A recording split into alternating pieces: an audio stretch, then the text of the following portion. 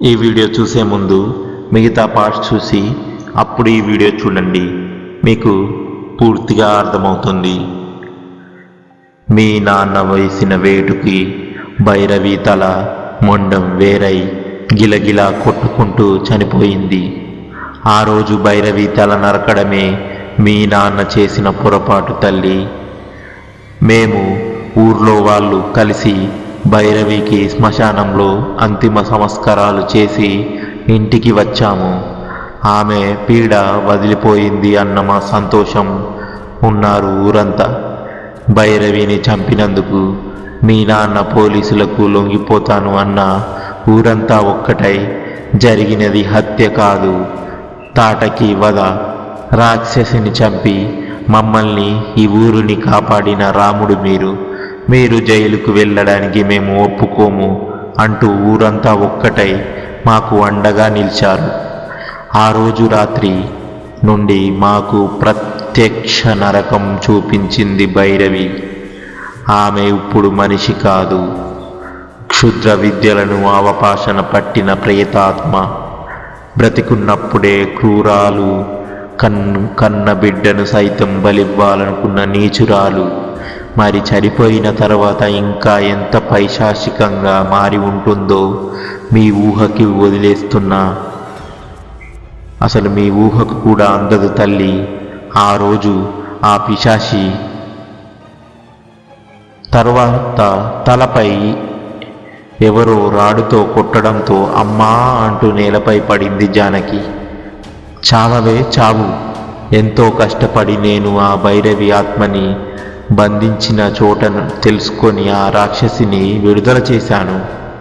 అది వెళ్ళి ఆ వసుధని, హరితని, దాని మొగుడితో పాటు ఈ సంస్థానానికి కాబోయే వారసురాలు అయిన ఆ శరణ్యని కూడా ఫినిష్ చేస్తుంది. ఇంక నేను ఒక్కడినే ఈ సంస్థానాన్ని ఆస్తులకు వారసుని అవుతాను. ఈ మహేంద్ర వర్మకి తిరుగేలేదు అని వికటట్టహాసం చేశాడు. కానీ ఆ వసుధ నీకు ఫోన్ చేస్తుందని ఊహించలేకపోయాను. అది ఎక్కడికి పోయినా ఇక్కడి విషయాలు కనిపెట్టుకునే ఉంది కాబట్టే కదా నీకు ఫోన్ చేయగలిగింది. అది ఇక్కడి నుండి పోతూ పోతూ నీకు, ఆ పూజారికి సంస్థాన బాధ్యతలు అప్పగించింది.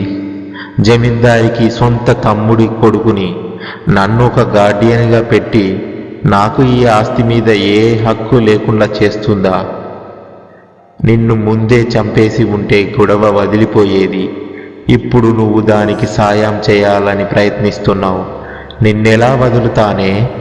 నిన్ను, ఆ పూజారిగాన్ని చంపేస్తే ఇంకా ఆ వసుధకి దిక్కేవరే? ఆ రుద్రయ్య ఎప్పుడో మాయమైపోయాడు. ఇంకా మీ ఇద్దరి సాయం వసుధకి లేకపోతే దాని కథ సుఖాంతం. చావు అంటూ రాడ్డు ఎత్తాడు. జానకిని కొట్టడానికి వెనుక నుండి ఎవరో రాడ్డుని గట్టిగా పట్టుకున్నట్టు అనిపించింది. వెనక్కి తిరిగి చూసిన మహేంద్రవర్మ మొహంపై పిడిగుద్దులు గుద్ది అతని చేతిలోని రాడ్ని లాక్కుని అతన్నే చావబాదాడు రుద్రయ్య. రుద్రయ్య, నువ్వు ఇక్కడికి ఎలా వచ్చావు అంటూ ఆశ్చర్యంగా అడుగుతున్న మహేంద్రవర్మను ఒక్క తన్నుదన్నాడు రుద్రయ్య.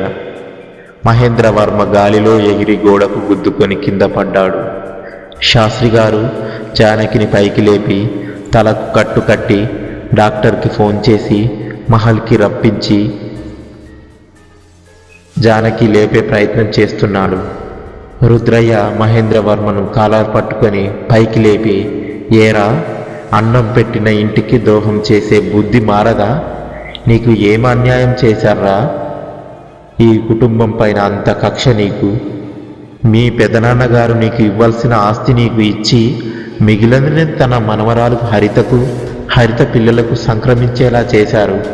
నీ ఆస్తి నువ్వు అనుభవిస్తూ హరిత ఆస్తిపై నీవు కన్ను వేయడం నీ నీచమైన బుద్ధి బయట పెట్టుకున్నావు అంటూ మహేంద్ర పీక పట్టుకొని గాలిలో పైకి లేపాడు రుద్రయ్య. ఊపిరాడక గిలగిలా కొట్టుకుంటూ మహేంద్రను దూరంగా విసిరికొట్టి వాడికి దేహ శుద్ధి చేసి, రుద్రయ్య, నువ్వు చేసిన పని ఏమిటో నీకు అర్థమవుతుందా? నువ్వు వెలికి తీసింది భైరవిని. ఆమె ఈ కుటుంబాన్ని మాత్రమే నాశనం చేస్తుంది అనుకుంటున్నావా? ఆమె పగ ఈ ఊరి అందరిపైన, అందులో నువ్వు నీ కుటుంబం కూడా ఉందిరా మూర్ఖుడా. ఆమె ఈ విశ్వాన్నే శాసించాలనుకునే పిచ్చి కోరికతో ప్రేతాత్మగా మారి విధ్వంసం సృష్టించింది. ఇప్పుడు మళ్ళీ వినాశనాన్ని కోరుకుంటుంది అంటూ మహేంద్రను చాలా చావబాదుతుండగా అతని భార్య వచ్చి రుద్రయ్య కాళ్ళపై పడి నా భర్తను చంపొద్దు అని ప్రాధేయపడింది.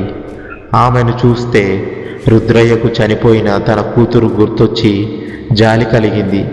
సరే, నీ మొహం చూసి ఈ నీచుణ్ణి వదిలేస్తున్నాను, ఇంకెప్పుడు ఇలాంటి పనులు చేయకుండా చూసుకో అని చెప్పాడు. ఆమె తన భర్తను తీసుకొని మహల్ నుండి వెళ్ళిపోయింది. మహేంద్ర వెళ్ళిపోతూ వెనక్కి తిరిగి మహల్ వంక చూసి ముందుకు సాగాడు. ఆ చూపులు రుద్రయ్య చూపులు దాటిపోలేదు. ఇంతలో డాక్టర్ గారు వచ్చి జానకిని పరీక్షించి ప్రమాదం ఏమీ లేదు అని కట్టుకట్టి మందులు ఇచ్చి వెళ్ళారు.